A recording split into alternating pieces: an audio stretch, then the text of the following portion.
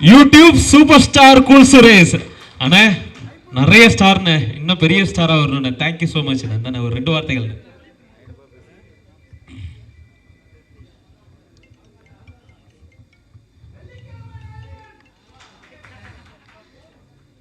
மேடையில் அமர்ந்திருக்கும் அனைவருக்கும் வணக்கம். குறிப்பாக போஸ் சார், திருமலை சார் என்னை பற்றி பேசுனது மிக்க நன்றி சார். நான் என்றைக்குமே உங்களுடைய மாணவன், ஞாபகத்தில் வச்சுருக்கேன் சார். உதயா சார் அவங்களாம் என்னை பற்றி பேசுனதில் ரொம்ப சந்தோஷம். மற்றும் கேமராமேன் இனியன் சார், கதிர், இன்னும் நிறையா பேர் இருக்காங்க. ஏற்கனவே டைம் ஆகி போச்சு, பேசிகிட்டே இருக்க வேண்டியதான். அவர்கள் அனைவருக்கும் வணக்கம். பத்திரிகை நண்பர்கள், ஊடக நண்பர்கள், இணையதள நண்பர்கள் அனைவருக்கும் வணக்கம். மேடையில் பேசி கைத்தட்டல் வாங்குகிற அளவுக்கு நான் பெரிய பேச்சாளர் இல்லை. அதனால் தயவு செஞ்சு நீங்களே ஒரு தடவை கைத்தட்டிடுங்க. இந்த கைத்தட்டல்கள் அனைத்தும் கெட்டவன்னு பேர் எடுத்த நல்லவன் சார் இந்த படத்தோட டீமுக்கு தான் போய் சேரும். நான் இது வரைக்கும் எவ்வளோ மேடையில் ஏறி இருக்கேன். ஆனால் இந்த மேடை எனக்கு ரொம்ப ஸ்பெஷல். அதற்கு காரணம், நான் பிக் பாஸ் போயிட்டு வந்ததுக்கு பிறகு நான் மேடை ஏறும் முதல் மேடை இந்த மேடை.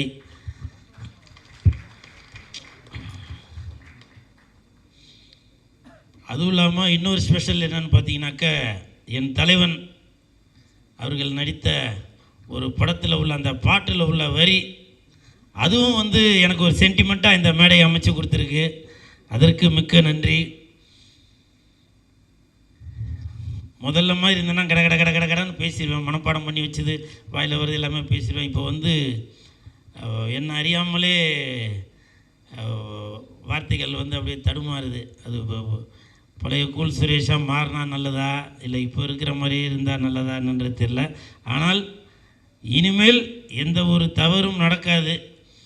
அந்த தவறு நடக்காமல் கண்டிப்பாக நான் இருப்பேன் அப்படின்ற நான் இந்த நேரத்தில் உறுதியோடு சொல்லிக்கிறேன். இந்த படம் கெட்டவன்னு பேர் எடுத்தால் நல்லவன்டா, இந்த படத்தில் நான் நடிச்சிருக்கேன். ஸோ இதுவும் இன்னொரு ஸ்பெஷல். நான் வெளியில் வந்ததுக்கப்புறம் நான் நடித்த படத்துக்கும் நான் ஆடியோ ரிலீஸ் ஃபங்க்ஷனுக்கு வந்திருக்கேன் அப்படின்றது அதுவும் எனக்கு ரொம்ப சந்தோஷமாக தான் இருக்குது. பொதுவாகவே எதிர்பார்ப்பீங்க, கூல் சுரேஷ் வந்திருக்காரு, படத்துக்கு எதனா ஒரு ப்ரமோஷன் பண்ணுவார் அப்படின்னு. கொடுப்பா.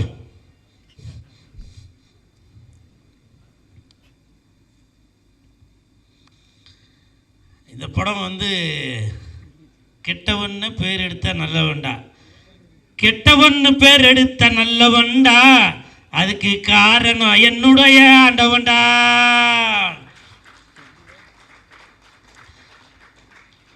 உண்மையிலேயே இவங்களோட தயவால தான் நான் இந்த ஸ்டேஜில் இருக்கிறேன். கெட்டவன்னு பேர் எடுத்த நல்லவன்டா, அதற்கு காரணம் என்னுடைய ஆண்டவன்டா. ஆண்டவன் சார் அந்த வாடா போடான்ற கூட வேணாம், ஏன்னா அந்த மரியாதை குறைச்சலான வார்த்தைகள் வேண்டாம் அப்படின்ற ஒரு மனப்பான்மையில் தான் நான் இருக்கேன். கூட்டம் கூட்டம் கூட்டம், எப்படி கூட்டம் கூட்டம் கூட்டம், இவங்க தமிழுக்காக வந்த கூட்டம். அதனால் இந்த படத்தில் நான் நடித்ததில் ரொம்ப எப்படி சொல்கிறதுன்னு தெரில, வார்த்தைகளே வரல.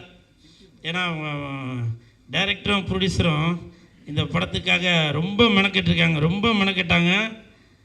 அதெல்லாம் கண்கூடாக தான் பார்த்துட்டு இருந்தேன். நம்மளும் நடிகராக இருக்கிறதுனால எதுவும் பேச முடியல. அதனால் இந்த டீமுக்கு என் மனமார்ந்த வாழ்த்துக்கள். எனது நண்பர் மகத் அவர்கள் நடிச்சிருக்காங்க. சாங் பார்த்தேன், ட்ரைலர்லாம் பார்த்தேன், நல்லா நடிச்சிருக்கீங்க மகத், உங்களுக்கு என் மனமார்ந்த வாழ்த்துக்கள். அப்புறம் நிறையா பேர் இவ்வளோ நாளாக எனக்கு இருந்த ஆடியன்ஸ்லாம் பார்த்தீங்கன்னா தலைவா தலைவா அப்படின்னு கூப்பிடுவாங்க. ஆனால் இப்போ இறங்கி சார் நல்லா இருக்கீங்களா, அண்ணா நல்லா இருக்கீங்களா அப்படின்றாங்க. அதுக்கு காரணம் அந்த பிக் பாஸில் எனக்கு மாற்றம் தான் நினைக்கிறேன். நிறையா பேர் கேட்டேங்க, என்ன சீக்கிரம் வந்துட்டீங்க, என்ன சீக்கிரம் வந்துட்டீங்க, இருக்க வேண்டியதானே, ஏன் வந்துட்டீங்க அப்படின்னாங்க. ஆடு மாடு இல்லாதவங்க அடமலைக்கு ராஜா, பொண்டாட்டி புள்ள இல்லாதவங்க பஞ்சத்துக்கு ராஜா அப்படின்னு சொல்லுவாங்க. என்னால் குடும்பத்தை விட்டுட்டு இருக்க முடியலைங்க.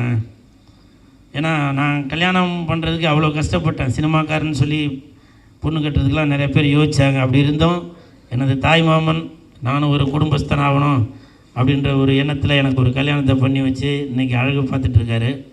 அப்படி இருக்கிறப்போ பல பேர் நான் நல்லா இருக்கணும்னு நினைக்கிறப்ப குடும்பத்தை விட்டுட்டு நான் அங்கே போய் இருக்க வேண்டாம் அப்படின்ற ஒரு எண்ணம் வந்துச்சு. அதனால தான் நான் வந்து அங்கேருந்து வெளியில் வந்துட்டேன்.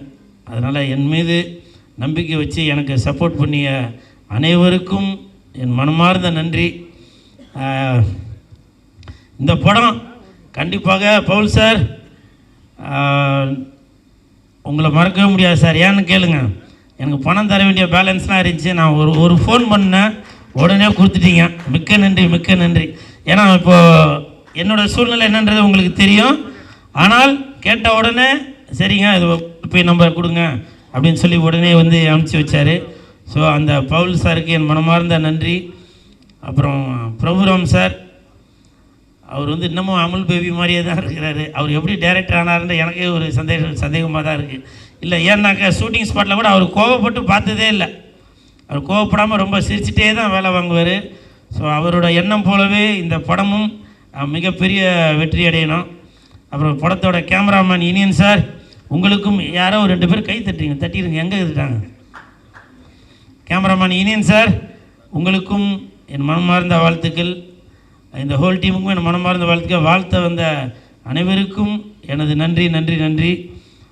இது கூட ஏன் இப்போ கையில் பிடிச்சிட்ருக்குன்னா, ஆக்சுவலாக இந்த இடத்துல சப்போஸ் யூடியூப்பில் வரும்போது இது என்ன படத்துக்கு பேசுகிறோம் அப்படின்றது கூட கீழே தெரியாமல் வந்துடும்.